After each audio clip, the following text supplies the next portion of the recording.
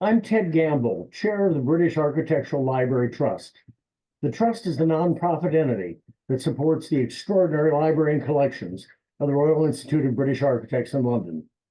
This is the fourth and final presentation in our 2025 lecture series, The Architecture of Transport in Britain. Today's lecture is entitled Upscale Express, How the Elizabeth Line Transformed Public Transport in London. The lecture will be presented by the noted architectural writer, editor, and consultant Hugh Pearman. Hugh currently serves as a trustee and chairman of C20, the 20th Century Society. For 30 years, Hugh served as the architecture and design critic for the Sunday Times and has been a frequent contributor to numerous other publications as well, including The Guardian, The Observer, The Wall Street Journal, and The New York Times.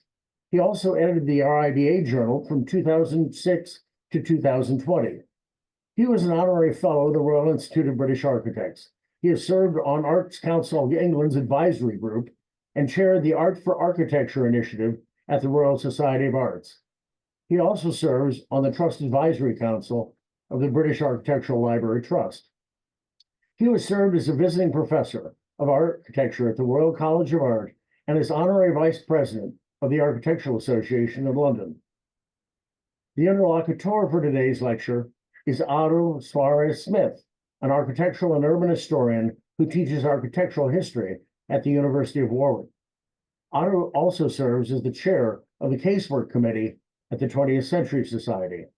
He is the author of Boom Cities, Architect Planners and the Politics of Radical Urban Renewal in 1960s Britain. His many publications include Space, Hope, and Brutalism, English Architecture, 1945 to 1975, Landscapes of Hope and Crisis, Dereliction, Environment, and Leisure in Britain during the long 1970s, Robinson College, Cambridge and the Twilight of Collegiate Modernism, 1974 to 1981, and Central Government and Town Center Redevelopment in Britain, 1959 to 1966. Following Hugh's lecture, Otto will join him for further conversation. And now it's my great pleasure to introduce Hugh Pearman. Thanks very much, Ted. I'll share my screen at this point. Here we go. Yep. Good. Here we go. And also to say thanks very much to Andrew Saint for who has put this lecture series together this spring, for inviting me to give this one and round out the series, which for those of you who've been following it, started in the 18th century and lingered a long time in the 19th before finally we skipped the 20th entirely, or not quite, as you'll see, and end up in the 21st. So just for those viewers in London, you'll know exactly what we're talking about. For those viewers elsewhere, you may not. So this is what we're talking about. This new line running from east to west across London, which has added at a stroke 10% to the capacity of London's underground transit system. And there is where we are. If you follow that blue, this is actually a rare example of an exact map of the London subway system rather than a schematic. But the line we're interested in is the blue one here from Reading in the west, all the way across to Romford and beyond, in fact, to Shenfield in the west. So that's the extent of it. But if we go on a little bit further, here it is, homing in on it, and the bit we're most interested in is the pink bit here between Paddington and then across towards Stratford this way and to Woolwich and Abbey Wood on the south side of the Thames. And that's because that pink bit is the new bit. There's also a bit down to Heathrow Airport out here, and the blue bits are existing lines to either side, effectively the Great Western Railway and the Great Eastern Railway. And so those two great railways are now channeled right across the middle of London. When did the thinking for this begin? Well, actually slightly before this. This was a terrible tragedy in the middle of, well, at the start pretty much of the Second World War. huge bomb fell on an underground station in Balham. The Blitz was going on. London was being damaged and destroyed at a great rate. But at that time also, they were very quickly starting to plan a post-war London. Now, Crossrail, strangely, was first. It wasn't called that then. Crossrail, by the way, is the working title for the line, if you like, which became the Elizabeth line when it was named such. It was first proposed by a railway publicist called George Dow in 1941 in a newspaper article. He worked for one of the railway companies, LNER, and he suggested that what you really needed was mainline-sized tunnels running right across London. So George Dow takes the laurels there, but very quickly, here we have the County of London Plan of 1943, and this was the first iteration of the reconstruction plans for London, done in the middle of the Second World War, and a very amazingly popular volume. It sold out many times, went through many reprints. People were that hungry for information about what London could become.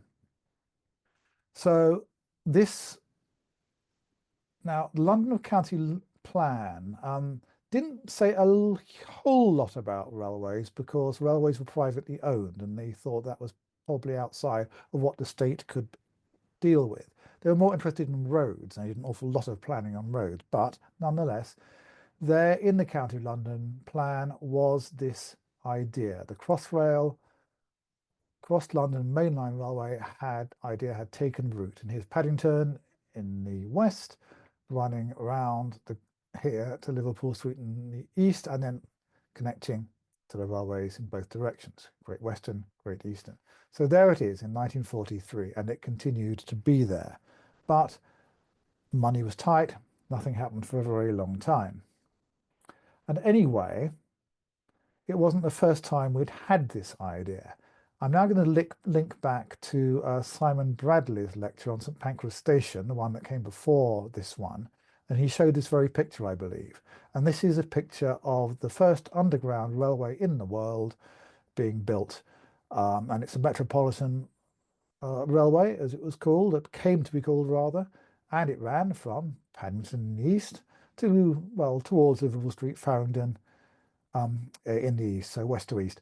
And it was mainline size, and it linked up with the Great Western at one end and with other railway. So we'd done it before. And this, expertly drawn here by me, is the line of that first ever underground railway in the world. And it ran Paddington here over to Farringdon over there. And now you'll see how very handy that railway was in 1863 for the RABA library. Actually, it wasn't quite, it was a slightly different place then, but there we go. It's very handy for it today. Great Portland Street Station. That was and is the Metropolitan line. So that, in a sense, is the Victorian idea, which has been revisited for Crossrail, the Elizabeth line. That's where we are. This is what it looked like. You think, is that fanciful? Did it really look like that? There's not much smoke emerging from that because this was a steam railway. They just put a surface railway underground. Yes, it did, because a few years ago they did an anniversary revisit of that, and they'd kept one of the old locomotives and they sent it down through the tunnels, and it was a pretty throat-catching experience. It's not something they have repeated very often since, particularly as the Victorian ventilation system at Baker Street here was blocked in some years ago, where the light is coming down through those shafts. That's just light, it's not daylight. But it worked. And then, essentially, it had to wait for technology to catch up with it. And the technology, of course, was electric technology. And the first electric lines started to appear towards the very end of the 19th century. And this is the first London Underground map, the first official map of London Underground. And by 1908, as you see, it had already developed into quite a system. And our original Metropolitan line cross London thing really was going from here, they're not saying Paddington, it's saying Bishop's Road, to here. That was the first chunk. And now we're getting all the others starting to creep in. And by now, of course, New York's building metro lines, subway lines, Paris is building subway lines, and so forth. Electricity not only enabled, of course, clean underground running, but also all sorts of other things like lifts, escalators, and so forth. And it all started to come together graphically, something which has always been really important to the London subway system. This was the first coming together, the first official design for the famous London Underground roundel symbol, the logo. And this had emerged from a number of not dissimilar logos for different underground railway companies. They started to come together in 1925, and this logo was designed by Edwin Johnston, who also did the typeface for the underground. And as you know, if you've been to London, this is now applied all over. Today, here you go. If you don't know what the DLR is on the left there, that's the Docklands Light Railway. Elizabeth Line is now, in its own colour, also incorporated into that roundel system. So it served the London system very well. One on the right is British Rail, the nationalised overground service. Nearly nationalised anyway. So here's where we got to by 1987. All these red lines are overcrowded London Underground lines. It was a real problem. London by this time was starting to repopulate, having been depopulating since really the war years. It was now repopulating, and new business districts were being built, and this was the result. In the morning peak hour, all of these lines were overcongested. Then came 2001, and the effect of the full Crossrail scheme. Now, I invite you to look at the black lines here, the dotted ones and the solid ones.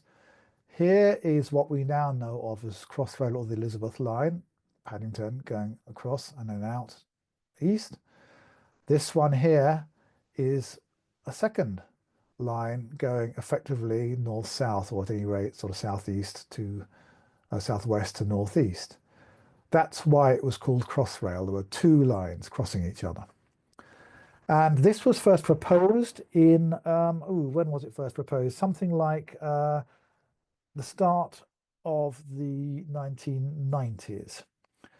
And it wasn't approved by Parliament at this point, but a lot of design work was done by a number of architects. Stations were designed, the line was laid out and safeguarded. This particular one I'm showing you here is early 90s designs by Ralph Erskine, working with the firm BDP, Building Design Partnership. One of the BDP partners had previously worked with Erskine on Erskine's own project, so there was a connection there.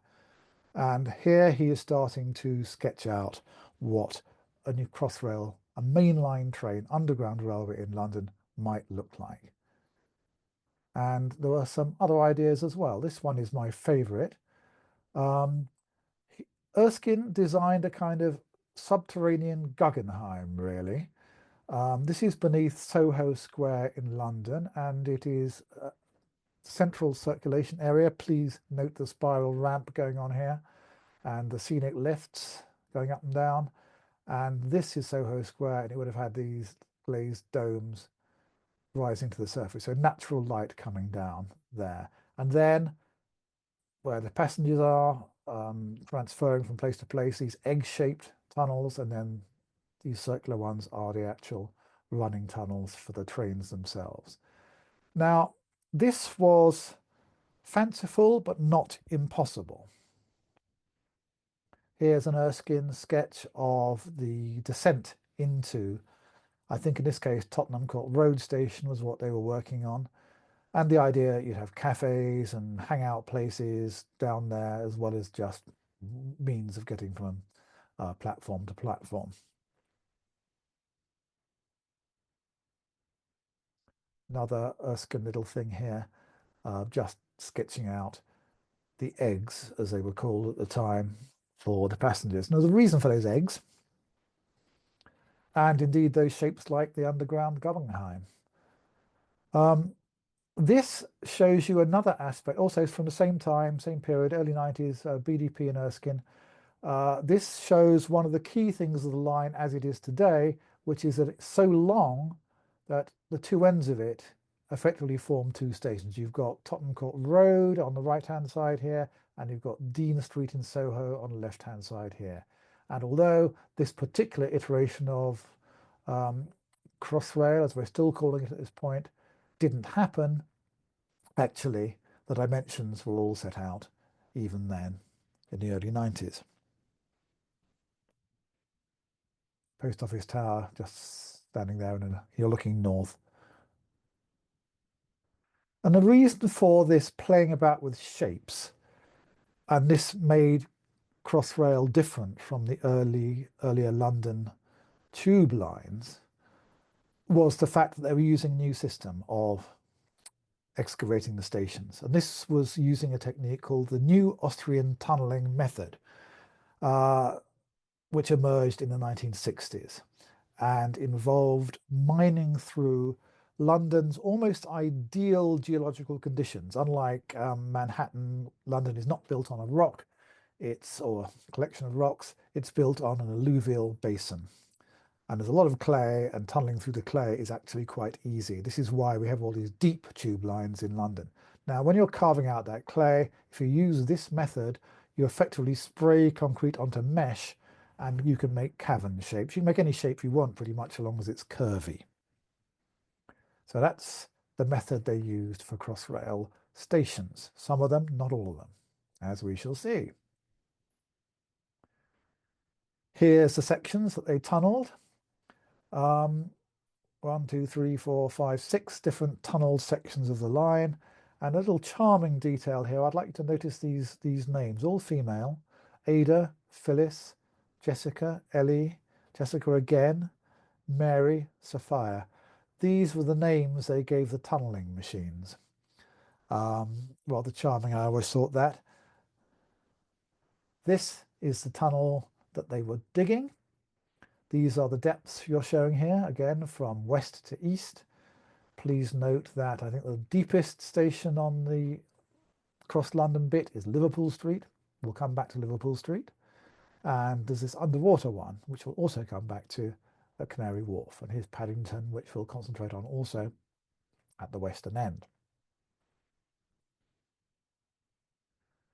Bit of newspaper graphics for you. Self-explanatory, I think. It's just really showing you this selection of slides, the scale of the project compared with earlier underground lines in London. And that's the key determinant here. One of the old lines in London, particularly one of the Edwardian ones, would be 3.5 meters. That's about 11, 12 feet. And the Crossrail tunnels, 3.5 meters, more like, oh goodness knows what that is, but anyway. It's big. It's getting on for twice the size. Final nerd detail for you all out there. This was the first line across London to completely separate the atmospheres. The air which the train moves in, as opposed to the air which the passengers move in the stations. You have these full height platform screens, and the heat from the people in the station extracts that way and out that way, and all the heat, and more particularly the compressive effect of the trains, the piston effect of pushing all this air through the tunnels like a gale, is confined the other side of the screen, and that is all displaced underneath the platforms and then away. So there's two different atmospheres at work all the way across the tunnel sections of Crossrail. And that was the first time that we had tried that trick. We had platform edge doors before, but not, as it were, hermetically sealed like this. And that wall in the middle actually is an astonishingly complex and clever thing, which I'll return to. Here we go. This is what generates all of the dimensions. This is the size of the train. These are the actual trains which run through those tunnels. And it's not just length, it's also width. Each train carries about twice as many passengers as a typical tube train, and therefore every time a train stops, twice as many people get off. Upshot of all that is that the whole system has to be dimensioned up from those trains and that number of people at a frequency of about a train every 2 minutes at peak times. Interiors of the trains there. So they're a lot more spacious than your average tube train. Also, to give an idea of scale, human scale here, the train running tunnels you see, as it were, scratched out in the concrete there, and they are about to emerge into a crossover cavern where lines switch to go in different directions. So that gives you an idea of what's happening beneath our feet in London. You'll notice that this is all this sprayed concrete technique which they're using here. So it's a big thing. And so all of those people you've just seen would look to this lady here. This is Saint Barbara. Saint Barbara is the patron saint of tunnelers. And while Crossrail was being built, you'd find little shrines like this all over the place. Indeed, anywhere in the world where tunneling is going on, you'll see little shrines like this to Saint Barbara. And this was no exception. And you can understand why she's necessary, can't you, really? I mean, this looked like a pretty scary descent into the mouth of hell to me. At the top here, you've actually got, this is one of the pieces of the tunneling machines. That's big enough in itself, but this is one of the huge access shafts which they built to get things like the tunneling machines down there. And I don't know about you, I don't particularly fancy the idea of escaping up this ladder here, rising to all the way up from the bottom, all the way up to the top, clamped against the wall. But this was a party of people going down while the line was being built. It was an exciting time. And also a gruesome time, because London is very old and is comprised of layer upon layer of civilization going down and down and down, back to Roman times and before. And this was an archaeological dig taking place at Liverpool Street, where they knew they were going to find and did find a large burial dating back to the time of one of the bubonic plagues. And these were plague victims who were buried here. Those people are not in danger, however, because one of the defects of the bubonic plague virus is that when the host dies, so does the virus. So those are not infectious. And their teeth, however, tell you that they were plague victims. They were reburied in consecrated ground elsewhere.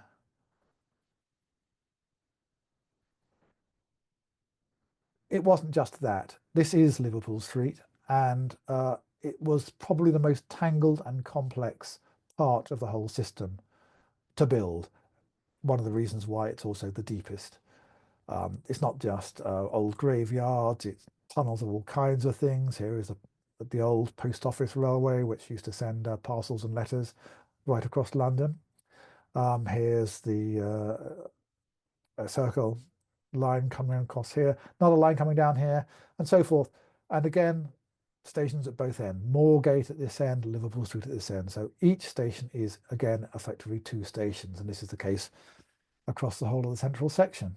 And this bit in the centre here is, by the way, Finsbury Circus, for those who know it. And the Broadgate Business District is just behind here.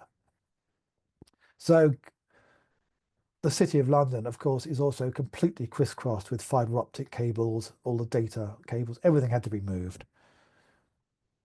Quite an undertaking.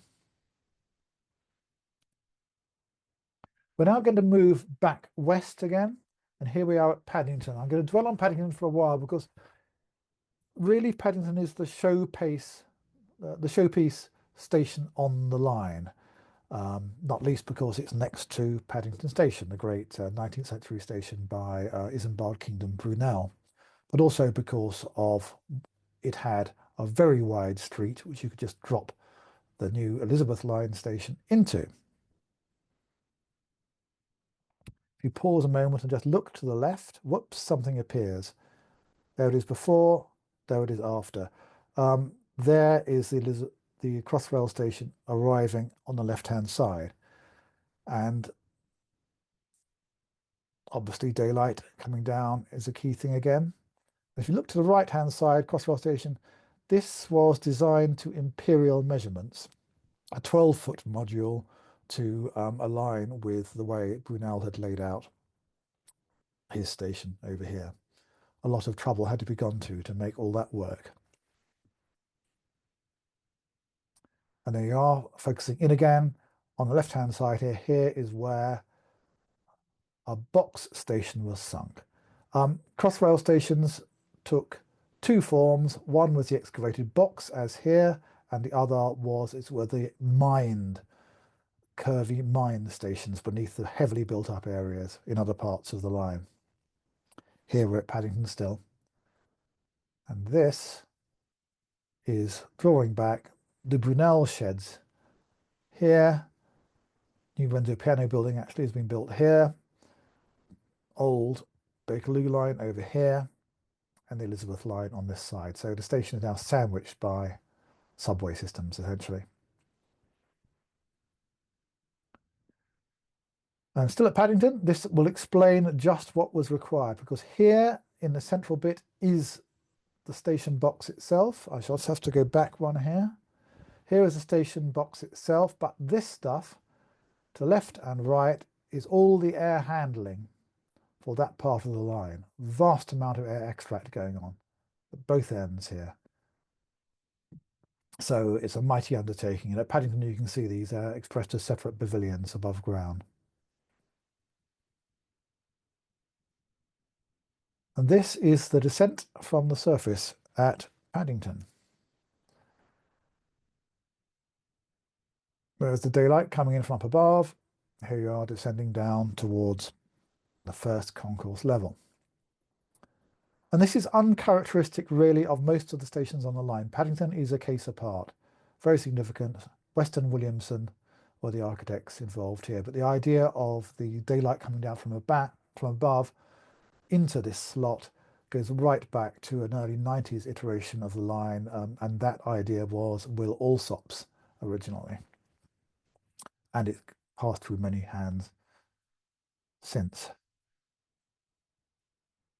There you are, Paddington at platform level. There's this train waiting with the platform doors open to welcome you on. And also what you're looking at here is a really important part of the whole enterprise, which is what are called the line-wide components. This rather nifty bench seating arrangement around the roundel expresses a 3D object, referring back again to London transport designs of the 1930s. Is one of the most satisfying things. That continuity of design from really over a century is what you're looking at here in new designs for the line. Come up from there, just a glimpse of daylight, platforms to either side, and you can see these screens again, which I'll come back to. They do a lot of things. There we are going up. Paddington, very bespoke light and public address systems going on, and acoustic attenuation as well. And there you are, rising up towards the surface. And there you are, as it is, or as it was last week anyway, when I was going through there. So we're now moving from the west way over to the east, and this unassuming retained facade here is actually the most expensive station on the whole line. It cost something like £800 million, Whitechapel. And the reason for that expense was the complexity of it, because behind that facade and below it and beneath it and behind it and beside it, there's an awful lot going on. That's what you see, or part of what you see. This is up and over. There's lifts obviously as well, you see there. And you're going across railway lines which were there already. This explains it. You've got, you see down below on the right hand side is oval. That's the Crossrail coming across at an angle, and the escalators going down to it there. And then above that you've got the existing East London line going north-south, and above that you've got a tube line. So we've now got a triple-decker sandwich of subways all going on at Whitechapel, and this also provides a route across from front to back. So although it doesn't have the obvious photogenic glamour of, say, Paddington or another one I'm about to show you, nonetheless, this is why Whitechapel, which is in the East End, was such an expensive and difficult thing to do. And there it is. So now we move further east, and now on the we've gone through a junction and we're heading out towards Abbey Wood in the east. But here we stop at Canary Wharf. Canary Wharf, the downtown business district, which started to be built in the late 1980s. A docklands area, and here is a dock. And here is this structure, which is 300 meters long. And as you see, is effectively a glass house. It's also a retail centre, and it's by Norman Foster, Foster Associates. I should have mentioned when I was talking about Whitechapel, that is by BDP. This is the above ground part of Canary Wharf. And this is the underwater station.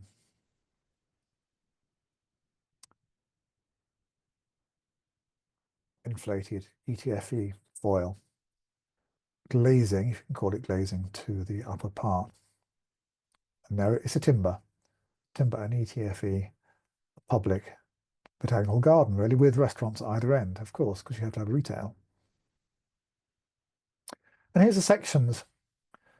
And it explains it pretty well. Here is the dock with its water level and the above ground retail centre. It's got a cinema in it, shops, all sorts, restaurants. Pretty much fills the dock. And then below the dock, this thicker box here, that's the station. The station is by Adamson Architects. That's down below there and here. The first station on the Crossrail to be completed. They started digging it in 2009. And down below, it's not a particularly interesting station compared with some of them, but there is this one little detail which I always love every time I move through there, which is that the escalator sides are in canary yellow glass. That's Adamson's.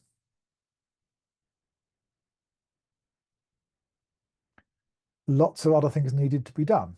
Here at Custom House, which is again moving out east, and it's come to the surface here briefly before plunging down to the tunnels again. There was very little space to get the kind of areas for the passenger flows. You'll jam between the road here and the dockside, effectively where there's an exhibition centre.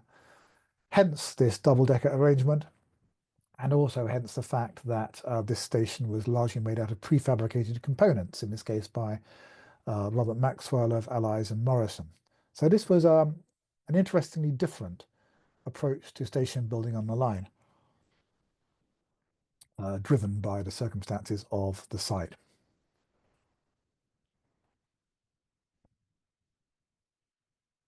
And again, you're seeing these line-wide components. This is Custom House again, here expressed in timber seating, and again these rather nice cast concrete backs to the seats with the logo incorporated into them. And this brings us to what actually won the Stirling Prize in 2024 for the Elizabeth line, as by then it was starting to be called.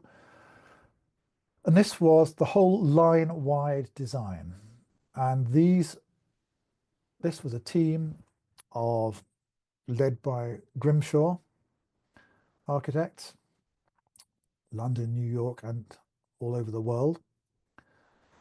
And the team was specialists, including lighting designers, acoustic designers, and so forth.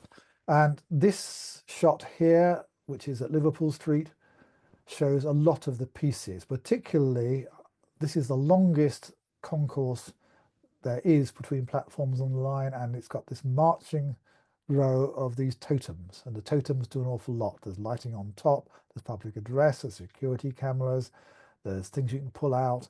You can seal off the tunnels with tapes you pull out from them.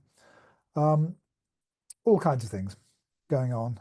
And they also, of course, act as traditional old-fashioned signposts, left and right.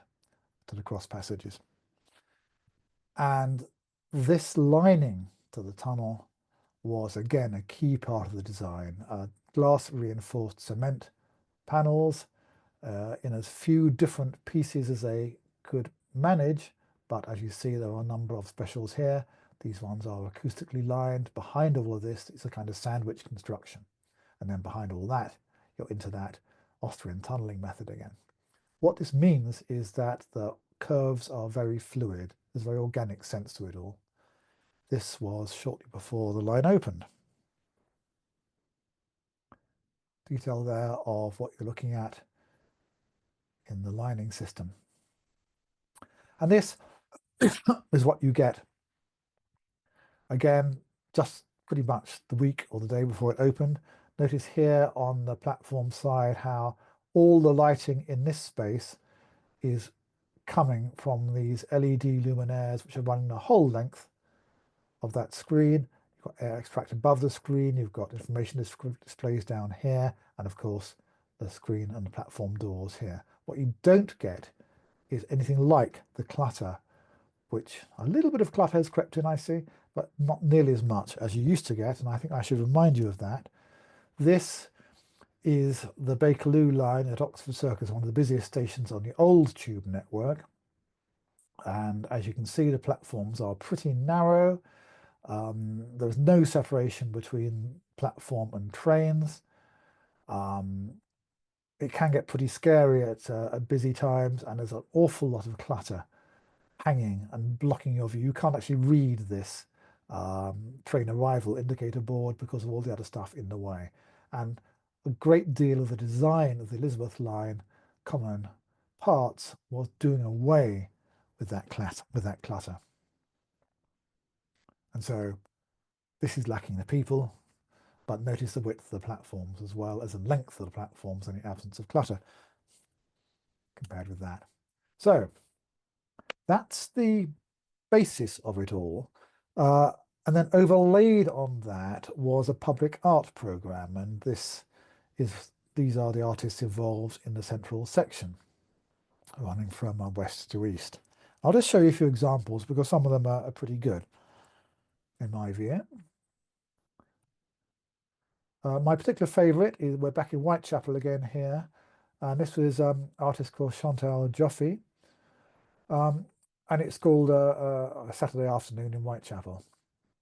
And she's taking portraits of the people round about in a cutout technique, making these very beguiling portraits. Here's another couple. And Chantal actually managed to solve one of the problems I'll be coming to shortly, which is the wear and tear on the line, because these are placed behind seats and there's a coating to either side of the artworks themselves. We'll return to that. Back at Paddington, out west, we have Spencer Finch, Brooklyn-based artist. And this work is, you're not looking up through the glass roof at the clouds beyond. You're actually looking up at the glass roof, which has got the clouds within it. It's a blue sky behind that. It's Finch's cloud index, as he calls it, and every single type of cloud which has ever been classified is present in this glass ceiling. And one of the beauties of this is you might not necessarily notice it as you're going in and out of Paddington Station. Another piece of art, this is Simon Perroton working at Farringdon. There was a bit of a jewellery district around there, and this is relating to that. These are giant diamonds. And at Tottenham Court Road, we have this Richard Wright work. Coming up the escalator there, you're seeing the roof, the raw concrete roof of the passenger hall at the top. And if you close in on that, you see this filigree of gold leaf. It's actual gold leaf right across the whole ceiling. That was a mighty endeavor by Wright. And again, if you're not looking, you might not necessarily notice it, but the fact that it's there does enrich the experience.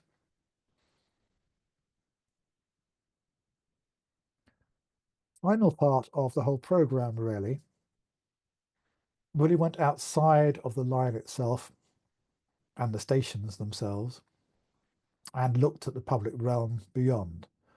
And this was driven by the fact that there were so many people due to be pouring out of the station entrances, which were on busy streets. What do you do with all that people? How do the surroundings absorb all of those people? And Camden in particular, which is the borough of London we're in here, had quite a program in place of making public spaces in the open near the tube station. So this is quite close to Tottenham Court Road. This is Alfred Place.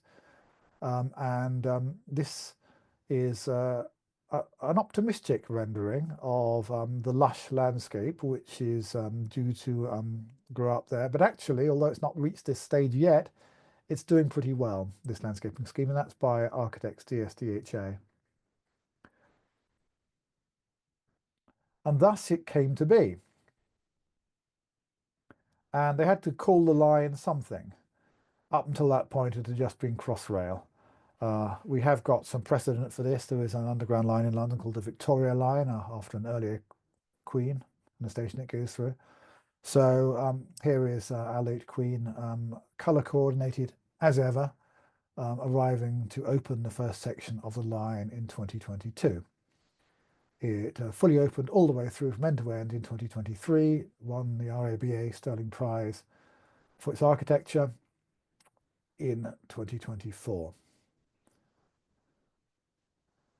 And has proved very, very popular indeed. I think we're getting up to something like 230 million passenger journeys every year.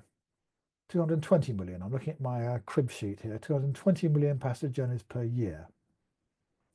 Well, I'll give you some stats on that actually. These strange marks on the wall are testament to the numbers of people now using the system. But beyond the passenger numbers, there's been an extraordinary economic uplift from Crossrail.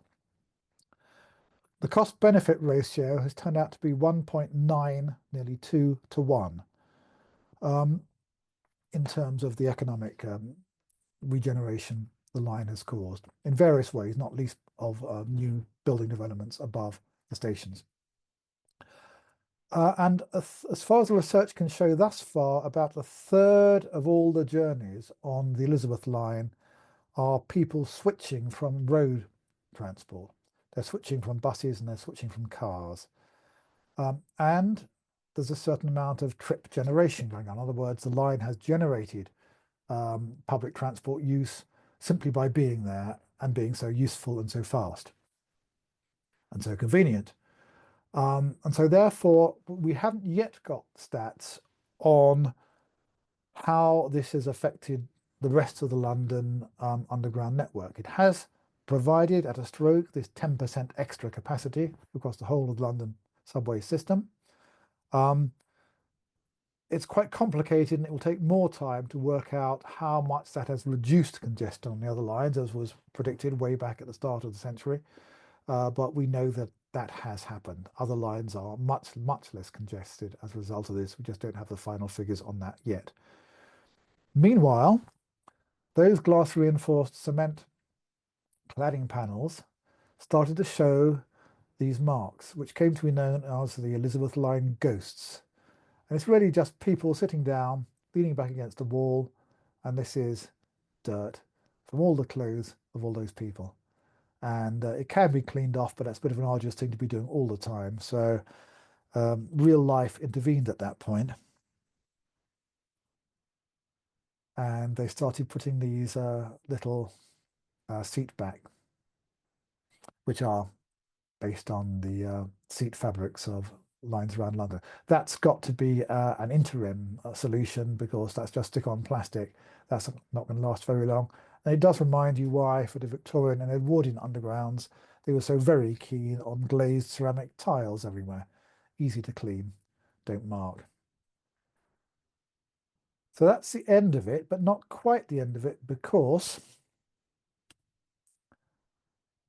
my last slide here is of Crossrail 2, which is proposed. Crossrail 1 runs across from there to there. Crossrail 2, which was planned right back in that early 90s design. It's there, the line is safeguarded. New developments have to pay attention to the fact that the line is safeguarded, and it picks up all the commuters and workers from the southwest and from Hertfordshire up in the north and from North London and funnels them through the middle. So Tottenham Court Road again becomes a really important place because that will be ploughing through it.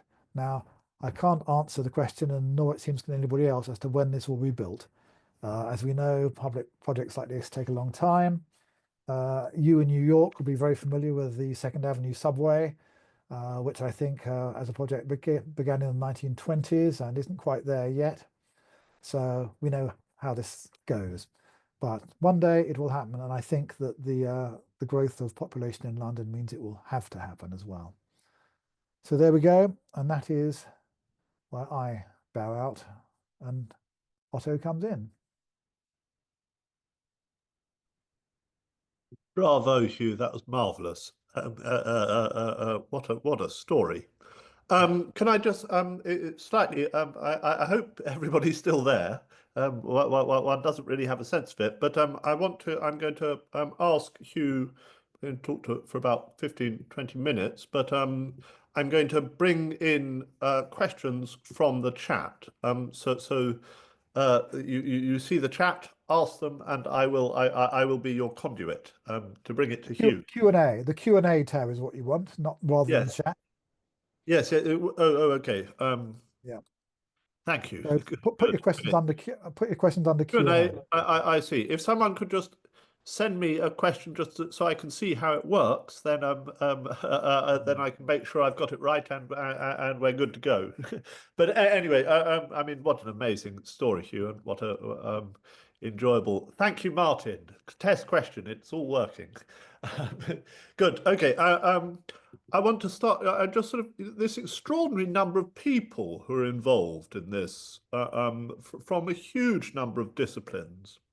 Yes. And I'm wondering if you've got a sense how this operated. I mean, is there a person, a shadowy figure in the background, our sort of Frank Pitt of the 1930s, sort of operating all of this, or I mean, how do the engineers and the architects and the hundreds of people work together? I mean, it feels. I mean, of course, something like this has to work in terms of collaboration, but it seems an extraordinary operation. And I wonder if you just, in sheer management terms, how do you do this?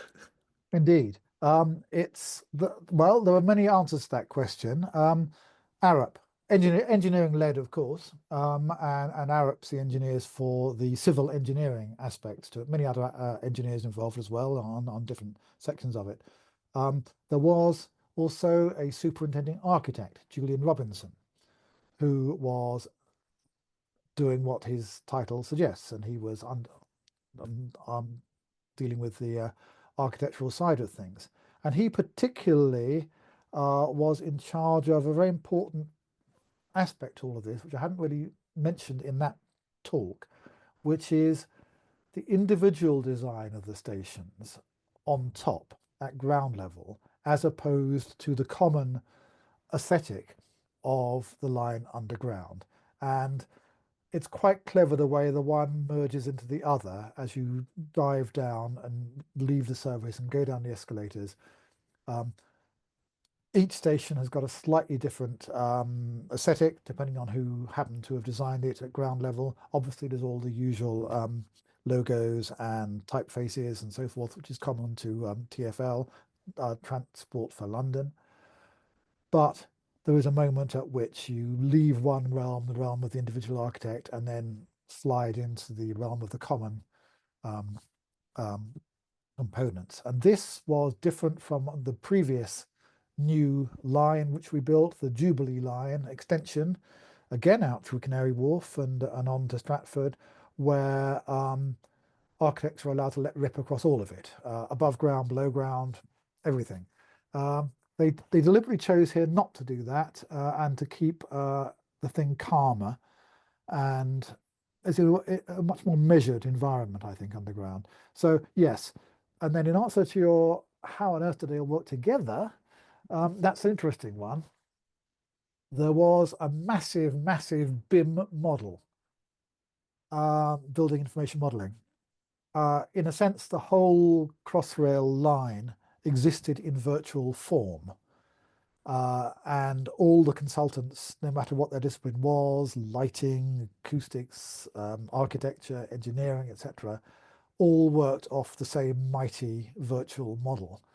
So that, in theory, at any rate, there were no clashes anywhere. Of course, it wasn't perfect. Of course, things went wrong. Of course, they had different sort of bodge ups and things were put right. But, by and large, it was actually a very interesting and quite early use of that system. How amazing. It was happy. It was. It was. And just because you mentioned the Jubilee line, I'm going to bring in Simon Bradley, and you may have sort of answered it before. But he asked, "Hello, Simon. By the way, do you feel that Crossrail drew lessons from the Jubilee line extension of the 1990s, either by following suit or by taking a different path?" I mean, I think one could take. I want to sort of press on this sort of uniformity of style, which. Yes. I rather miss, I That, miss the I miss some of the flair of the Milan underground. That's yes, indeed. bit more. I'd like a bit more. Yes. I'd like a few more jokes. But I'm glad it worked more than that. Indeed. I mean, it was. I think, remembering back to the start of all of this, at first, Crossrail was going to be pretty much an engineering thing, and there wasn't a great deal of architecture in it. And there was quite a protest from people like the RIBA and others that actually, if you're doing something this important, there should be more architecture involved. And then the deed was done. They got in a superintending architect, and they did. But yes, they did. They did take the view that they wanted recognition from station to station, so you knew wherever you were, you knew where to go. You knew, roughly. If you go that way, you'll find a cross passage and so forth. And there was a sense they didn't want that. They didn't want that variety just from the point of view of its accessibility, I suppose, and visual, particularly for people who are visually impaired. For instance, if you keep things all the same as far as you can, it's only really the central section which is like that. Then it starts to sort of diversify towards the surface at either end. That's why they did it, and it's why they did then have that surface treatment differently. As to whether I prefer it or not, I don't really know. I go hot and cold on the Jubilee line, I have to say, and I'm warming to some stations which I found unpleasant at first. I do think it was a bit overcooked, some of it, and I think that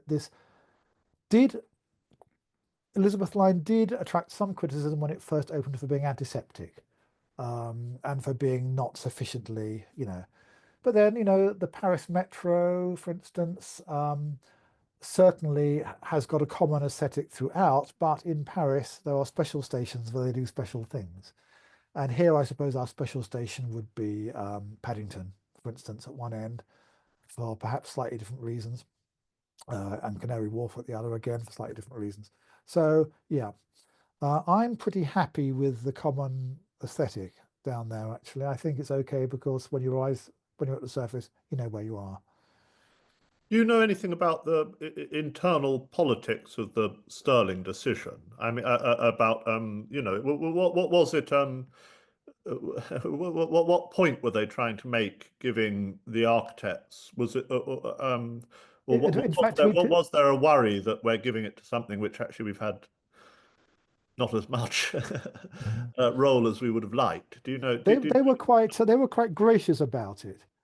They gave the Sterling Prize to the team, and the team was headed by Grimshaw. They were the lead consultants. But of course, there were all these other designers and so forth involved as well. There was a bit of politics there for sure, because there were two different elements that Elizabeth Line both entered for the Sterling Prize.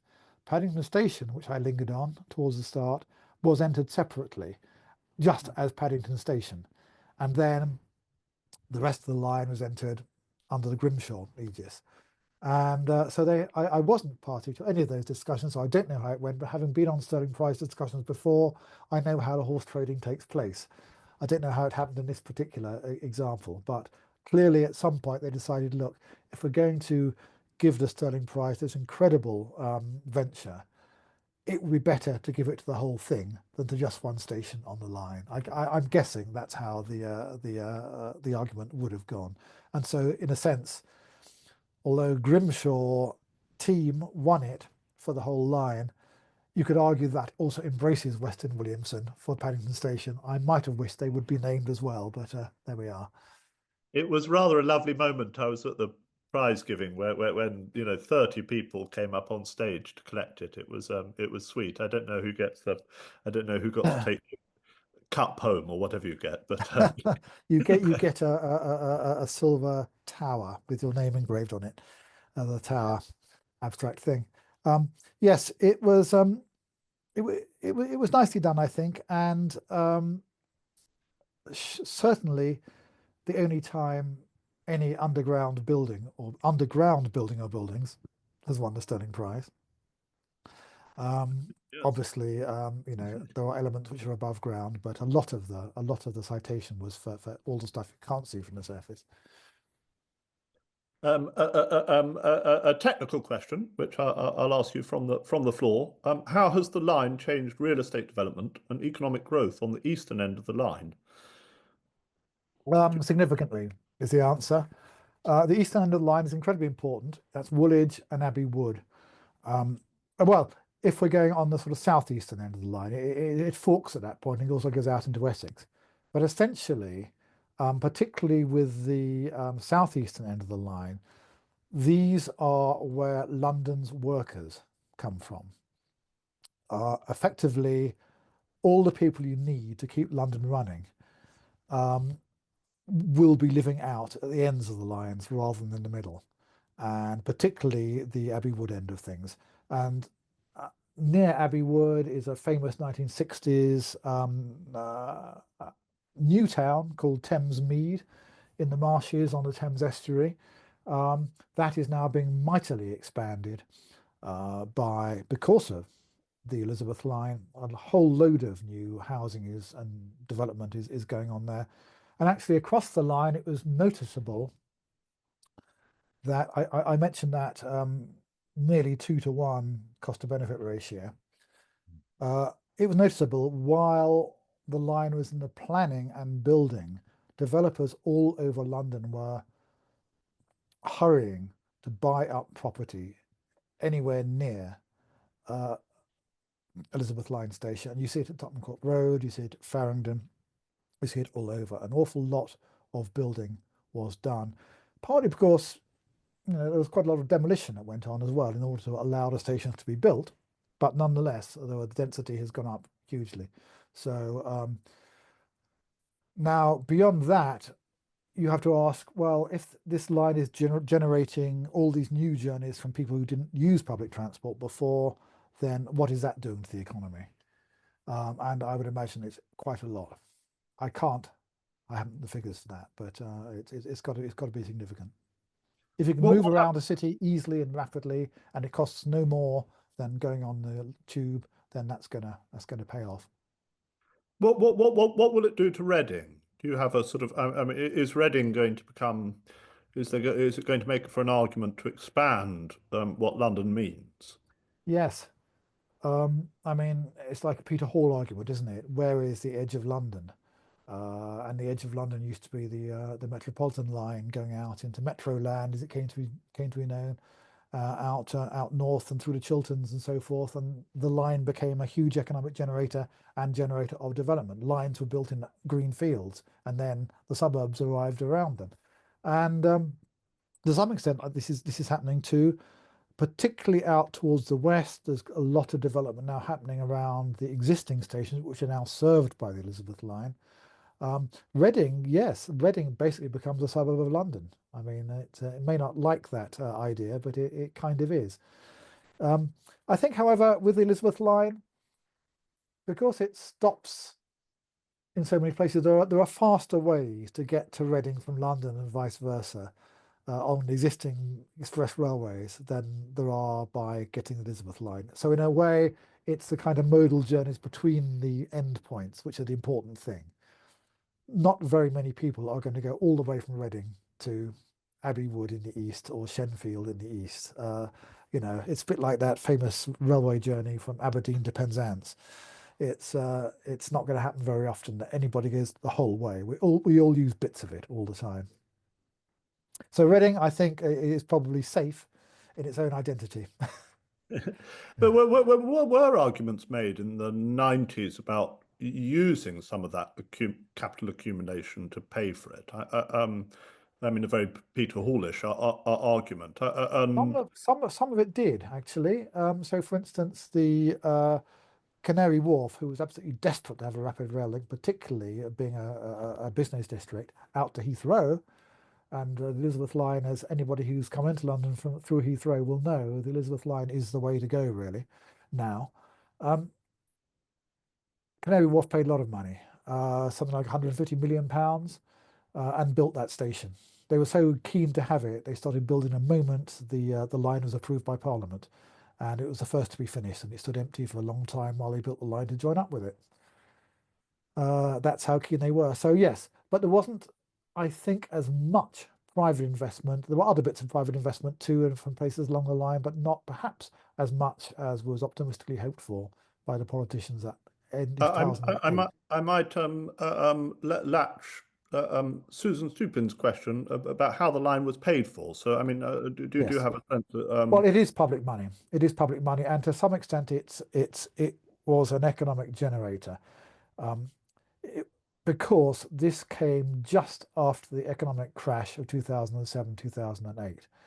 And at the time, I remember us thinking, oh no, they're going to cancel Crossrail again, having cancelled it in the early 90s. It's all building up to start. And then came the economic crash. And we thought, well, it's going to kill that off for another generation.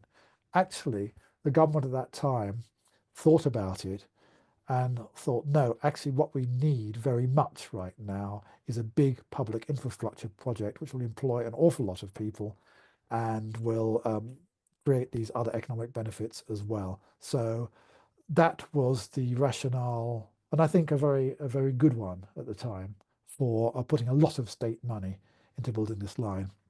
They wanted more private money than they got, as I say, but they got a fair bit. Well, a fair bit. It's a tiny fraction, actually, of the overall cost of the line. But I mean, do you think it's going to change the perceptions to big infrastructure projects in Britain? Its ugly sister, HS2, which is maybe please. There were some very graceful structures on that line, I believe. No, I'm very keen on it, but I mean, it's had a harder time. It has. That's HS2 is a new express railway running from London to Birmingham. Was originally meant to go a great deal further than that, to Manchester and so forth. But yes, that's the first high-speed national railway in Britain since the one to the Channel Tunnel back in the 1990s. So yes, we've got some catching up to do with our neighbours in France on that one, on the score of high-speed railways, and Spain and Germany. Believe me, I live in Euston and work in the Midlands, so I'm not very keen on it. It's not. Well, of course, there's a lot of jealousy because of London getting all the money. Or so it is seen, while railways, particularly in the north, are not developing at anything like the same rate. And that's an entirely justified criticism, in my view. They do need a lot of spending on public transport, particularly railways in the north. On the other hand, London is massive and is the biggest economic generator in the whole country. And so therefore, if you didn't put in these projects in London, London would start to grind to a halt, as those maps from the year 2000 start to show. Congestion gets very bad. And they are going to have to build Crossrail too, within a few decades. I hope you'll be invited back, but yeah. So Catherine Hummelt asks, I'm curious about the approval processes required for completing the project. What were some of the mitigations that were required, especially for any negative effects to historic sites, but also environmental impacts? It's a complicated question, and I don't necessarily know all the answers to this. There certainly was, as I say, quite a fair bit of demolition took place. There is compulsory purchase. If you've got a state sanctioned project such as this, you can't have it being halted by one historic building. I mean, I can think of one example as it wasn't a particularly great building, but the Astoria Theatre near Tottenham Court Road was a very important music venue in London's West End, which had to go to build Tottenham Court Road Station. As a result of that, the mitigation method there was that when the new oversight buildings were then built, once the line was safely there underground, they built a new theatre as part of the oversight development. It might not be quite so gloriously scuzzy as the old Astoria, but it is a good theatre putting on good production. So that was part of the consent for building the station there. I'm afraid I think what's happened to Tottenham Court Road is really sad. It's It is not the best oversight development on the line, in my view, either. Yes, I've sort of that strangely is our 20 minutes, but I'll try and get through some of these questions, and this might be almost. I'm glad to ask some, but Alexa and Ted, do just cut us off if we're running too much Yes. over time.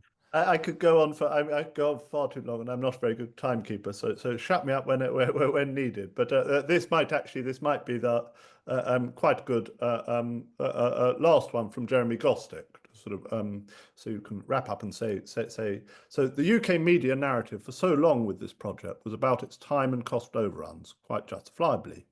But what do you think the long-term verdict will be? Yes, it cost. Going back to my crib sheet here, it cost £19 billion, which is $24 billion, I think. And it was meant, I think, to cost £13 billion. So that's the cost overrun. Actually, I would say to be expected, except that it seemed to take them by surprise, in that up until quite late in the whole process, they were convinced it was going to open on time and to budget. And it seems that the bosses, weren't being told by their underlings that things were getting a bit stretchy when it came to both time and money. And there was a sudden juddering moment when the bosses realized that it was going to cost more and take longer than they'd been blithely assuring everybody all the way through. And I can remember actually being in the Crossrail offices and then being absolutely certain that it was going to be finished on time and to budget, and that certainty lasted until surprisingly late in the process. And they brought in new managers and all the usual sorts of things. As to, well, the long term, £19 billion will be forgotten. I mean, who now talks about what bad value for money the Sydney Opera House was, for instance? That's just one building. This is actually a building which is useful for many, many millions every year. Yeah, I think the money will very quickly be forgotten, because it could have been, it was delayed a bit, COVID delayed it a bit, maybe about 2-3 years over time in the end. But I think for a project of this scale and this complexity in London, I wasn't that surprised by that. And in the end, I think the cost benefit ratio will bear out the fact that it's worth the money. Thank you, Hugh. That was marvelous. I'll hand over to Ted now. And sorry if I've missed your questions, everybody. And thank you for them. No, I would just like to add my thanks to both you and Otto. It's an outstanding program and extremely informative. I'd also like to express our great appreciation to all those who contributed to the Trust's 2025 lecture series, The Architecture of Transport in Britain. Information on the British Architectural Trust, its activities and programs, and other lectures, presentations, and events sponsored by the Trust can be found on our website, thebaltrust.org. And just like to extend as well my personal thanks to everyone involved this year. It was a great program. Thank you.